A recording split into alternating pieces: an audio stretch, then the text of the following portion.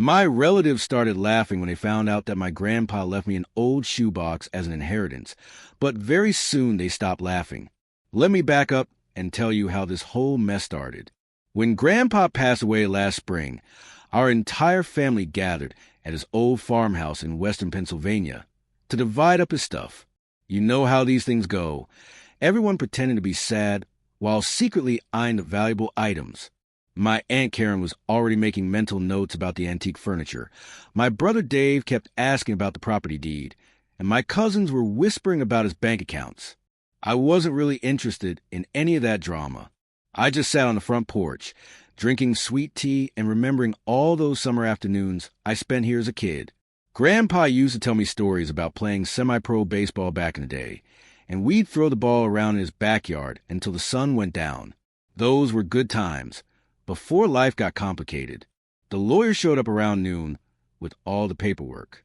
Everyone crowded into the living room, like vultures waiting for their turn at roadkill. When he started reading the will, you could hear a pin drop. Aunt Karen got a chunk of the house value. Dave inherited the pickup truck and some savings bonds. The cousins split the furniture and kitchen appliances. Then came my turn. The lawyer cleared his throat and read my name, followed by what felt like the longest pause in human history. Everyone was probably expecting me to get the biggest piece of the pie since I was the one who actually visited Grandpa regularly. Instead, he said I was getting one item, a large shoebox stored in the basement closet. That's when the laughter started.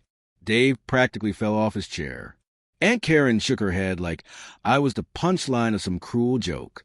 My cousin Jessica made some comment about me being the family disappointment, which honestly wasn't wrong, but still stung coming from someone who hadn't visited Grandpa in 5 years. The box was sitting right there on the coffee table, wrapped in old newspaper and tied with string. Someone had written on it in black marker, "Baseball cards. Don't touch for M." The M stood for Marcus, which is me, obviously. But seeing it written in Grandpa's shaky handwriting hit me harder than I expected. My brother picked up the box and shook it like a Christmas present. The contents rattled around inside, confirming what everyone already assumed, just a bunch of old cardboard. He tossed it back on the table with this smirk that said everything about what the family thought of my inheritance. Aunt Karen tried to sound sympathetic while twisting the knife. She patted my shoulder and said something about how Grandpa probably thought I'd appreciate the sentimental value since I was always such a nostalgic kid. The way she said it made it clear she thought I'd gotten screwed over royally. The whole scene was pretty humiliating, to be honest.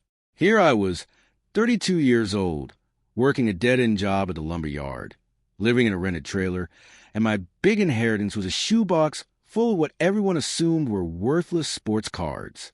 Even the lawyer looked embarrassed for me. But here's the thing about Grandpa. He never did anything without a reason. When I was little, he used to collect baseball cards with an intensity that bordered on obsession. He'd drive hours to card shows, study price guides like they were religious texts, and handle each card like it was made of gold. I remembered him having some really old ones, but I figured he'd sold them years ago when money got tight. After everyone cleared out with their valuable inheritances, I sat alone in that empty house, holding my pathetic shoebox. Part of me wanted to just throw in the garbage and forget this whole embarrassing day ever happened. But something about the way Grandpa had written my name on it stopped me. I decided to take it home and at least look through it properly.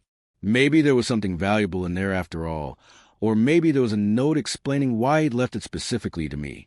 Either way, I owed him that much respect. The drive back to my trailer felt longer than usual. I kept glancing at the shoebox on my passenger seat, wondering what secrets it might hold. Was I being naive to think there might be more to this than met the eye? Or was I just desperately hoping for some kind of miracle that would prove my family wrong? When I got home, I set the box on my kitchen table and just stared at it for a while. The newspaper wrapping was yellow with age, and the string looked like it had been tied and retied multiple times over the years. Whatever was inside had been important enough for Grandpa to preserve carefully, even if nobody else understood why. I made myself a sandwich and cracked open a beer, trying to work up the courage to see what my inheritance actually contained. Outside, I could hear my neighbor's dog barking and the distant sound of traffic on the highway.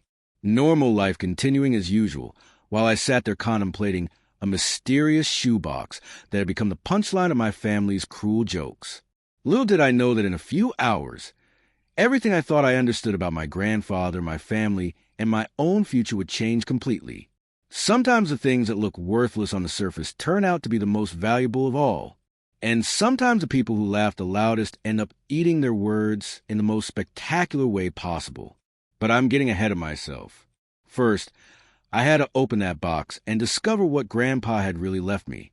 What I found inside would start a chain of events that nobody, especially not my smug relatives, could have predicted. For 2 whole days, that shoebox sat on my kitchen table like some kind of mystery waiting to be solved. I'd walk past it making coffee in the morning, eating my microwave dinners at night, and each time I'd feel this weird mix of curiosity and dread. Part of me was scared to open it, because what if my family was right? What if it really was just a bunch of worthless cardboard that would make their laughter echo even louder in my head? But Tuesday night, after my shift at the lumber yard, I finally worked up the nerve. I sat cross-legged on my living room floor like I was 8 years old again, carefully untying that old string. The newspaper wrapping crinkled as I peeled it away, and underneath was a sturdy cardboard shoebox that had definitely seen better days.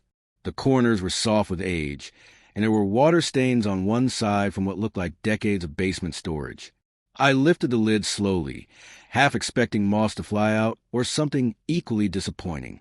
Instead, I found myself looking at the most organized collection of baseball cards I'd ever seen. These weren't just thrown in there randomly. Each card was carefully positioned, some in plastic protective sleeves, others wrapped in tissue paper, and quite a few sandwiched between pages of an old notebook to keep them flat. The smell hit me immediately, that musty, old paper scent mixed with something else I couldn't identify. It was the smell of history, of something that had been loved and preserved for decades. I carefully lifted out the first layer of cards, and my hands were actually shaking a little. These weren't the modern cards I remember collecting as a kid, with a glossy finish and sharp corners. These looked genuinely old. Most of them appeared to be from the 1970s and 80s based on the design styles I could recognize. There were some Pittsburgh Pirates players that I remember Grandpa talking about, a few Cleveland Indians cards, and what looked like a complete set of 1975 Topps cards in surprisingly good condition. Nothing that screamed valuable to my untrained eye, but definitely more extensive than I'd expected. I spent about an hour going to the main collection, setting aside cards that looked particularly old or interesting. Some had that brownish tint that comes with age, and others had corners that were slightly rounded from handling. But everything was clean, no gum stains, no writing on them, no bent corners from being shoved in bicycle spokes. Grandpa had clearly taken care of these. Then I reached the bottom layer, and that's when things got interesting. Underneath all the regular cards, wrapped in what looked like an old pillowcase, was a small wooden box. It was dark with age, maybe walnut or cherry wood, with a simple sliding latch mechanism.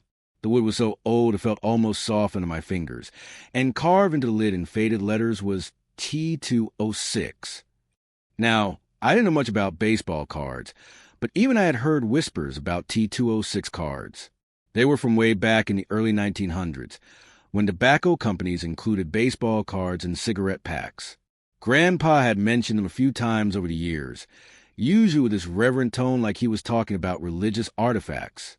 My heart was beating faster as I slid the latch open.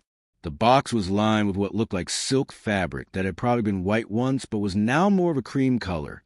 Inside were exactly 7 cards, each one carefully positioned in its own little depression in the fabric. They looked ancient, the kind of old where you could almost feel the weight of history in your hands. The first card I picked up showed a player in what looked like a Pittsburgh uniform, though the spelling said Pittsburgh without the H. The player had intense eyes and a stern expression that seemed to look right through me. At the top of the card, in elegant script, was printed Honus Wagner. Even with my limited knowledge, that name rang a bell. I'd heard Grandpa mention it before, usually followed by something about it being the holy grail of baseball cards. The other cards in the box were equally impressive to look at, though I didn't recognize most of the names. There was a Thai Cobb card with a green background that looked like it was printed yesterday despite being over a century old. A few others had names I vaguely remembered from baseball history. Christy Mathewson, Walter Johnson, and what I think was a Cy Young card, though the print was so faded I couldn't be sure. I sat there on my floor for another hour, just staring at these cards and trying to wrap my head around what I was looking at. Were these real? Were they worth anything? Or was I just getting my hopes up over some well-made reproductions that Grandpa had picked up at a card show? The logical thing to do was get them appraised, but I didn't want to get scammed by some dealer who might try to lowball me or convince me they were worthless when they weren't. I needed someone I could trust, someone who actually knew what they were talking about without having a financial interest in ripping me off. That's when I remembered Bill Henderson. Bill was this old guy who came into the lumber yard pretty regularly, always buying materials for some project or another. We got to talking a few times, and he'd mentioned being into vintage baseball cards. He seemed like an honest guy, the type who'd give you straight answers without trying to make a profit off your ignorance. I carefully photographed each of the cards from the wooden box, making sure to get clear shots of both the front and back. The photos didn't really capture how old and authentic they looked in person, but they were good enough to give Bill an idea of what I was dealing with. I also took pictures of a few of the other older-looking cards in the main collection, just in case there were any other hidden gems I'd missed. Before I sent the photos, I wrapped everything back up exactly the way I found it. Something told me these cards had survived this long, because Grandpa knew how to take care of them, and I wasn't about to screw that up by being careless. The wooden box went back in its pillowcase, the regular cards went back in their protective sleeves and tissue paper, and the whole collection went back in the shoebox. I sent Bill a text message around 10 that night with the photos attached. I tried to sound casual about it, like I wasn't sitting there practically vibrating with nervous energy.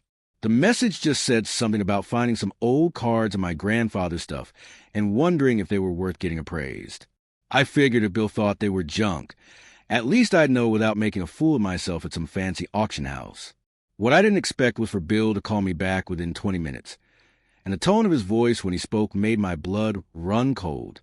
He didn't sound casual at all. He sounded like someone who'd just seen a ghost, and his first word was something I'll never forget. "Marcus, you need to bring those cards to me tomorrow, and whatever you do, don't let anyone else know about them until we talk." Bill's phone call had me pacing around my trailer until nearly 2 in the morning. The way his voice had changed when he saw those photos, from casual friendliness to dead serious, in about 3 seconds, told me everything I needed to know.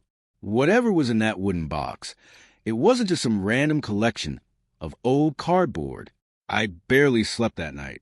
Every few hours, I'd get up and check on the shoebox, making sure it was still there on my kitchen table, like someone might break in and steal my inheritance while I was unconscious.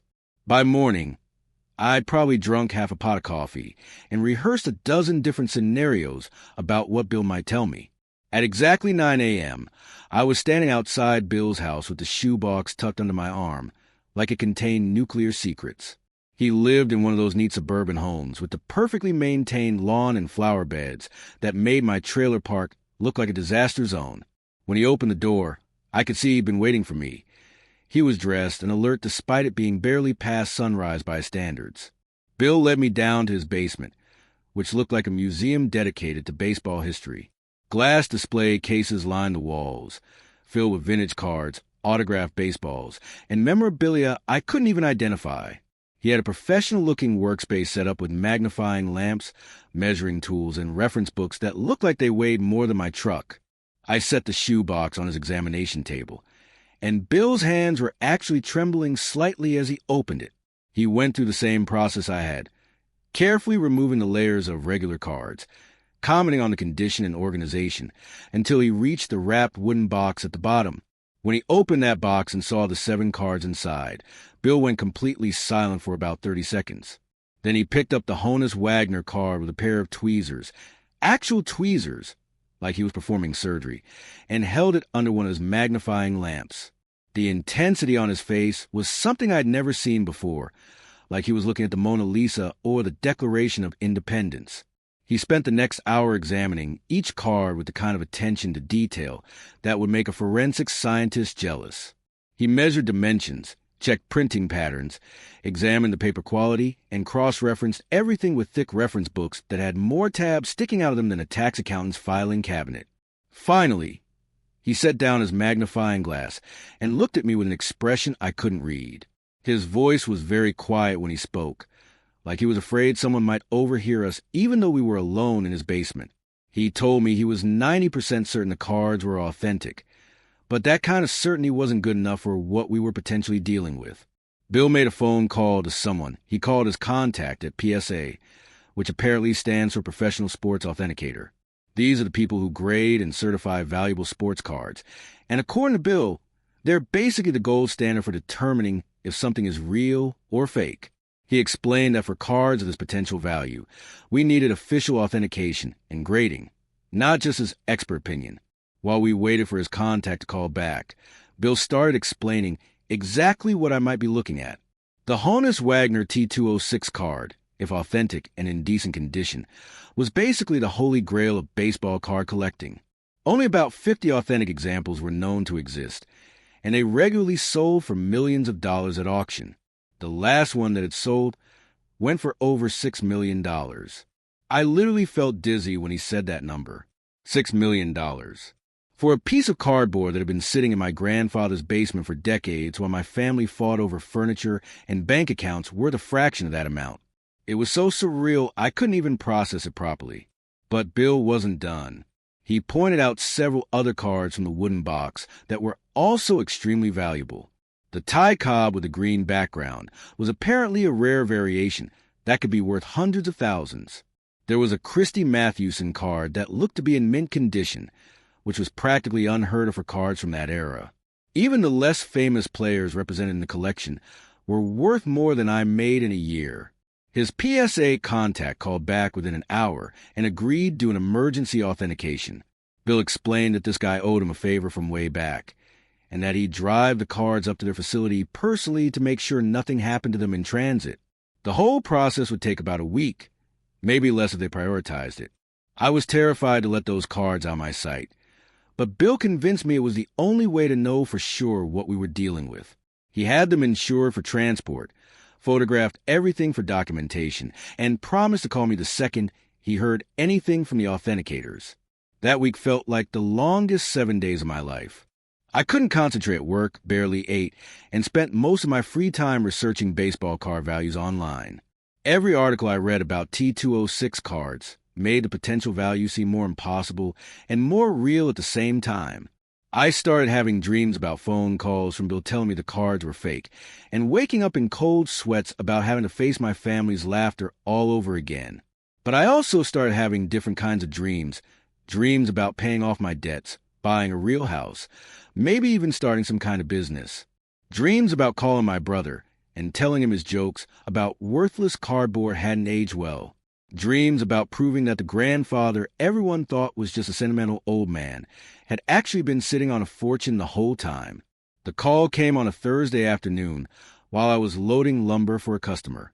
Bill's voice sounded different, excited, nervous, and something else I couldn't identify. He told me the results were in and that I needed to sit down before he continued. Even over the phone, I could tell he was grinning. The Honus Wagner card was not only authentic, it graded out at a 4.5 on PSA's 10-point scale, which was exceptional for a car that age. The estimated market value was between $6 and $8 million, depending on auction conditions. The other cards in the wooden box were also authenticated, with the complete collection valued at over $9 million. But here's where it gets even crazier. Some of the cards I dismissed as regular vintage collectibles were actually worth significant money too. That complete 1975 Topps set was in mint condition and worth about $50,000. Several individual cards from the 1970s and 80s were worth thousands each. The total value of everything in that shoebox was approaching $10 million. $10 million. My grandfather, who'd lived in that modest farmhouse and drove the same pickup truck for 20 years, had been quietly sitting on a collection worth more than some small towns. And he'd left it all to me, the family disappointment who worked at a lumber yard and lived in a trailer. Bill offered to help me navigate the auction process, connect me with reputable dealers, and make sure I didn't get taken advantage of by anyone looking to profit off my inexperience. He also strongly recommended that I not tell anyone about the discovery until we had a plan in place for handling the sale and the inevitable family drama that would follow. But keeping that kind of secret was harder than I thought it would be. Every time I looked at my relatives' contact information on my phone, I imagined their faces when they found out what they'd been laughing about. The worthless shoebox full of cardboard was about to change my life in ways none of us had ever imagined possible. I just had no idea how ugly things were about to get once the truth came out. I managed to keep the secret for exactly 3 days before everything exploded. My plan had been to quietly get the legal paperwork in order, maybe consult with a tax attorney about the implications of suddenly coming into that kind of money, and then figure out the best way to handle the inevitable family fallout. But apparently, the universe had other plans. The problem started when Bill's wife mentioned the card discovery to her sister during their weekly coffee date. Her sister happened to work at the bank where my Aunt Karen did her accounting, and small-town gossip travels faster than wildfire in August. By Tuesday afternoon, Karen had heard that Marcus Henderson had come into some valuable baseball cards, and by Tuesday evening, she was calling everyone in the family to share the news. My phone started ringing around 7 p.m. with Dave calling first. His tone was different from usual, less brotherly ribbing and more serious questioning. He wanted to know if the rumors about the cards being worth serious money were true, and when I confirmed it, there was this long silence that made my stomach drop. When he finally spoke again, he said we needed to have a family meeting to discuss the situation. Within an hour, my phone was blowing up with calls and text messages from relatives I hadn't heard from in months. Suddenly, everyone was very interested in my inheritance and very concerned about making sure everything was handled fairly for the whole family. The same people who'd been laughing about my worthless shoebox 3 weeks earlier were now talking about family unity and shared legacy. The family meeting happened that Saturday at Karen's house, and walking into that living room felt like entering a courtroom where I was already guilty. Everyone was there: Karen, Dave, my cousins Jessica and Tom, even my Uncle Mike, who lived 2 states away, but had apparently driven in special for the occasion. They'd arranged the furniture, so they were all facing me, like some kind of intervention setup. Karen started the conversation by saying how happy everyone was that the cards had turned out to be valuable, but that we needed to discuss the fair distribution of what was clearly a family asset. She printed out copies of Grandpa's will and highlighted the sections about how his estate was supposed to be divided equally among his descendants, conveniently ignoring the specific bequest that had left the cards to me personally. Dave jumped in with his argument about how Grandpa couldn't have known the true value of the collection when he made the will, and that if it understood we were talking about millions of dollars, he obviously would have made different arrangements. According to Dave's logic, the specific bequest was invalid because it was based on incomplete information, and the card should be treated as part of the general estate. Jessica had apparently done her own research and came armed with printouts about similar legal cases where valuable items left to specific heirs had been successfully challenged by other family members. She kept talking about precedent and legal principles like she was suddenly a lawyer instead of someone who worked at an insurance office and had barely graduated high school. The whole thing was surreal. These were the same people who made jokes about me getting stuck with worthless junk, who'd acted like I'd been shortchanged in the inheritance lottery. Now they were sitting there with straight faces, arguing that Grandpa never intended for me to have exclusive ownership of something so valuable, despite the fact that he'd literally written my name on the box and included a specific bequest in his will. Uncle Mike tried to play the mediator, suggesting that we could work out some kind of compromise where I kept a larger share as a designated heir, but the rest of the family got their fair portion of the windfall. He made it sound so reasonable, like he was doing me a favor by only demanding most of my inheritance instead of all of it. That's when I pulled out the document that Bill had helped me locate in Grandpa's papers, a handwritten note that had been tucked inside the wooden box with the most valuable cards. It was dated just 6 months before Grandpa died, and it was written in his unmistakable shaky handwriting. The note was addressed to me specifically and explained exactly why he was leaving the collection to me alone. The letter mentioned how I was the only one who'd ever shown genuine interest in his baseball stories, how I was the only family member who visited regularly without asking for money or favors, and how the others had made it clear over the years that they thought his card collecting was a waste of time and money. He specifically wrote that he'd watched the family's reaction to his hobby for decades and had no intention of rewarding their dismissive attitude with a share of his life's work. Reading that letter out loud was one of the most satisfying and heartbreaking moments of my life. Satisfying because it completely destroyed their legal argument and made it clear that Grandpa had known exactly what he was doing. Heartbreaking because it laid out in black and white how isolated and unappreciated he'd felt by his own family in his final years. But instead of accepting defeat gracefully, the family doubled down on their demands. Karen accused me of forging the letter or manipulating Grandpa in his declining mental state. Dave suggested that even if the letter was real, it represented a confused thinking of an elderly man who wasn't capable of making rational decisions about millions of dollars. Jessica went even further and started making threats about contesting the entire will based on claims of undue influence and mental incompetence. She said they'd already consulted with a lawyer who thought they had a strong case, especially given the dramatic disparity between what different heirs had received. According to her, no rational person would leave such a valuable asset to just one family member while giving token amounts to everyone else. The meeting ended with them giving me an ultimatum. Either agree to a voluntary redistribution of the card's value among all the heirs, or face a lengthy and expensive legal battle that would tie up the estate for years. They seemed confident that I'd fold under pressure rather than risk losing everything in court, especially since I couldn't afford high-powered attorneys the way some of them could. I left Karen's house feeling like I'd been sucker punched by people I'd trusted my whole life. These weren't strangers trying to steal from me. These were family members who'd share holidays and birthdays and family gatherings for decades. The fact that they were willing to destroy our relationships over money felt like a betrayal that cut deeper than any legal threat.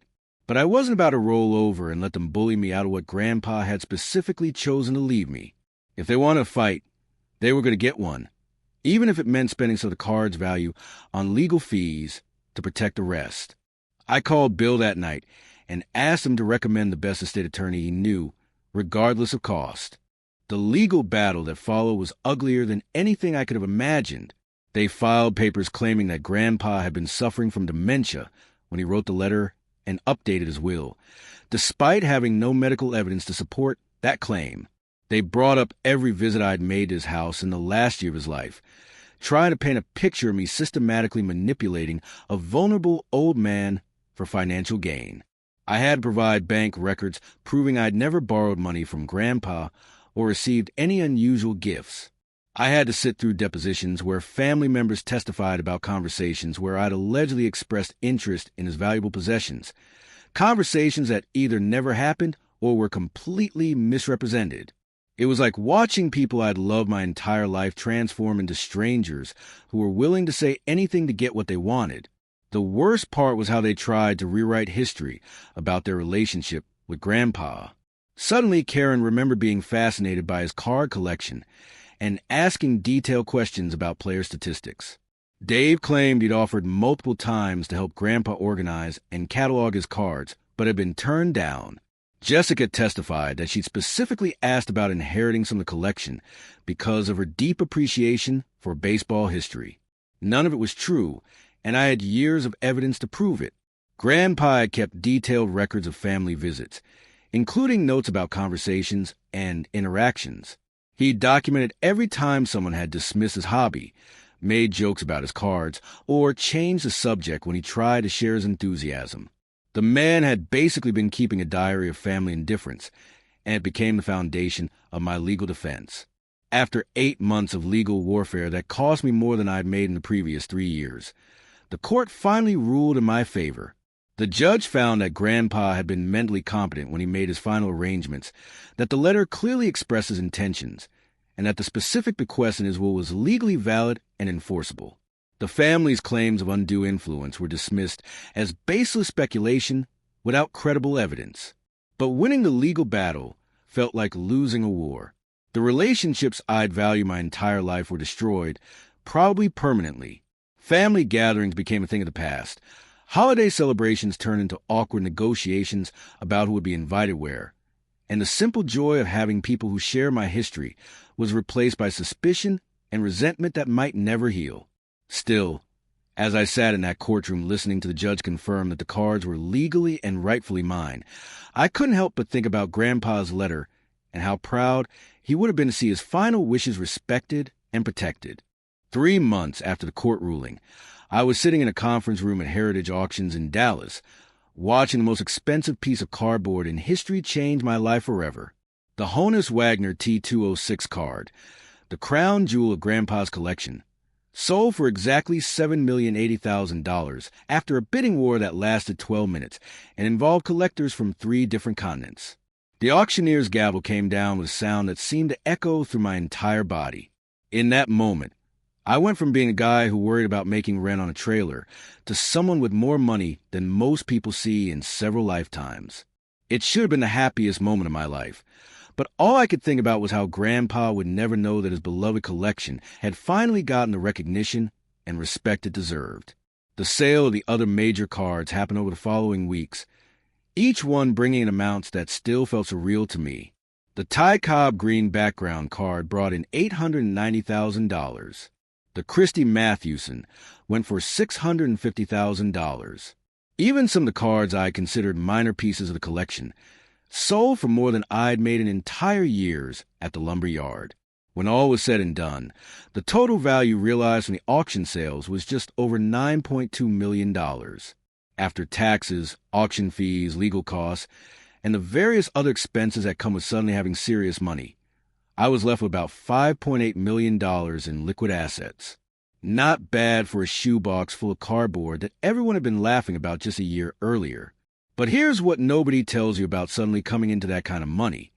It changes everything about how people see you, how they interact with you, and how you see yourself. The guys at the lumber yard treated me differently once word got out about the inheritance. Some acted resentful, like I'd somehow cheated by getting lucky instead of earning my fortune through hard work. Others suddenly wanted to be my best friend, pitching business ideas and investment opportunities that all seemed to involve me funding their dreams. My landlord, who'd never given me the time of day before, started showing up with offers to sell me the entire trailer park at a discount. Local car dealers began calling with special deals on luxury vehicles. Even the grocery store clerk started making small talk about expensive steaks and premium brands, assuming that my shopping habits would change along with my bank balance. The hardest part was dealing with a family situation. Despite winning the legal battle, the relationships that had been damaged during the court fight weren't automatically repaired by the judge's ruling. If anything, the family seemed more resentful after losing than they'd been when they were still fighting. The fact that I'd actually won millions of dollars while they got nothing made their defeat even more bitter. Dave stopped speaking to me entirely after the final auction results were announced. Karen would acknowledge me at unavoidable family events like funerals, but with the kind of cold politeness usually reserved for strangers. Jessica and Tom acted like I didn't exist, and Uncle Mike sent a card congratulating me on my good fortune that was so passive-aggressive it might as well have been a declaration of war. The isolation was crushing in ways I hadn't expected. I'd grown up in a tight-knit family where everyone knew everyone else's business, where holidays meant crowded houses and loud conversations and a comfortable chaos of people who shared decades of history. Suddenly, I was wealthy beyond imagination, but eating Thanksgiving dinner alone because accepting any family invitation meant navigating minefields of resentment and unspoken accusations. I tried reaching out a few times, thinking that maybe time would heal the wounds and we could find some way back to being family again. I offered to pay for Dave's daughter's college tuition, thinking that maybe generosity could rebuild the bridges that greed had burned down. He returned my check with a note saying he didn't want charity from someone who'd stolen his rightful inheritance. That's when I realized that the money, as life-changing as it was, couldn't fix the fundamental problem. My family didn't just want to share the wealth. They wanted to believe that they deserved it more than I did, that Grandpa's decision to leave everything to me was somehow a mistake that needed to be corrected. No amount of generous gestures on my part was going to change that narrative in their minds. So I made some decisions that would have seemed impossible back when I was loading lumber and living paycheck to paycheck. I bought a modest house in a different state, far enough away that I wouldn't accidentally run into family members at the grocery store, but close enough that I could still visit Grandpa's grave when I needed to feel connected to someone who'd actually understood me. I set up a scholarship fund at the local high school in Grandpa's hometown, specifically for kids who showed interest in baseball history and memorabilia collecting. The fund covers full tuition for 2 students every year, and part of the selection process involves writing an essay about the importance of preserving sports history. It seemed like something Grandpa would have loved, turning his passion into opportunities for young people who shared his interests. I also donated several of the less valuable cards from the collection to the Baseball Hall of Fame in Cooperstown, along with funding for a permanent exhibit about the T206 series and early baseball card collecting. The display includes photos of Grandpa and a plaque explaining how his lifetime of careful preservation made it possible for future generations to see these pieces of baseball history. The money allowed me to quit the lumber yard and pursue things I'd never had time for when I was worried about paying bills. I started taking college courses in history and museum studies, thinking that maybe I could turn Grandpa's love of preservation into some kind of career helping other people protect their own family legacies. I also began traveling to card shows and memorabilia conventions, not as someone looking to buy or sell, but as someone who understood the deeper meaning behind the hobby. I'd meet collectors who reminded me of Grandpa, people who weren't in it for money but for the connection to history, the thrill of discovery, and the simple joy of holding something that had survived decades or even centuries to end up in their hands. About 6 months after the main auction, I got a text message from Dave that caught me completely off guard. It was short and to the point. He was having financial problems with his small construction business and wondered if I might consider a loan to help him avoid bankruptcy. There was no apology for the legal fight, no acknowledgement of how badly things had gone between us, just a straightforward request for money from the inheritance he'd tried so hard to take away from me. I stared at that message for probably an hour, thinking about all the different ways I could respond. I could ignore it completely, letting him face the consequences of his choices without any help from me. I could send back something sarcastic about how he'd rejected charity before, but seemed willing to accept it now. I could even agree to help him, hoping that financial assistance might be the first step toward rebuilding our relationship. Instead, I did something that surprised even me. I sent him information about a small business development program I'd started with part of the inheritance money. The program provided low-interest loans and business mentoring to struggling entrepreneurs in our region, with the specific goal of helping people build sustainable enterprises rather than just solving short-term cash flow problems. I explained that if he was genuinely interested in saving his business rather than just getting a handout, he could apply through the normal channels like anyone else.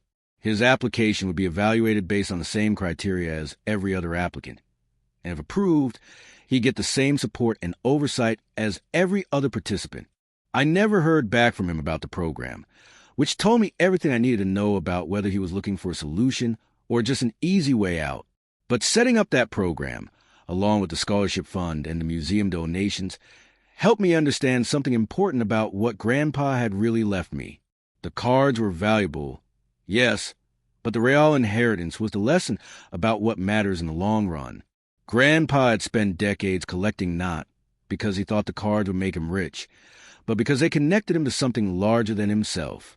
They were pieces of history, stories about real people who played a game he loved, artifacts that would outlast all of us if they were properly cared for. When I think about my family now, I feel sorry for them in a way that's completely different from anger or resentment. They saw millions of dollars where Grandpa saw a lifetime of passion and careful stewardship. They saw an unfair distribution of wealth where he saw a choice about who would understand and protect something he'd spent his entire adult life building. The money changed my circumstances, but it didn't change who I am or what I value. I still drive a reasonable car, live in a modest house, and buy my clothes at the same stores I always did. The difference is that now I have the freedom to spend my time on things that matter to me, and the resources to help other people pursue their own passions without worrying about whether they can afford to dream. Sometimes I visit Grandpa's grave and tell him about the scholarship recipients, the museum exhibits, or the small businesses that have gotten back on their feet through the development program. I like to think he would have been proud of how his collection ended up making a difference in ways that go far beyond the dollar amounts that made headlines. The family still doesn't speak to me, and honestly, I'm not sure that will ever change. But I've learned that blood relationships don't automatically create understanding or respect, and that sometimes the people who love you most are the ones who see your true value, even when everyone else is laughing at what they think you're worth. That shoebox full of cardboard taught me that the most valuable things in life are often the ones that other people don't understand or appreciate. And sometimes, the greatest gift you can give someone is the knowledge that at least one person recognized what they were really trying to preserve.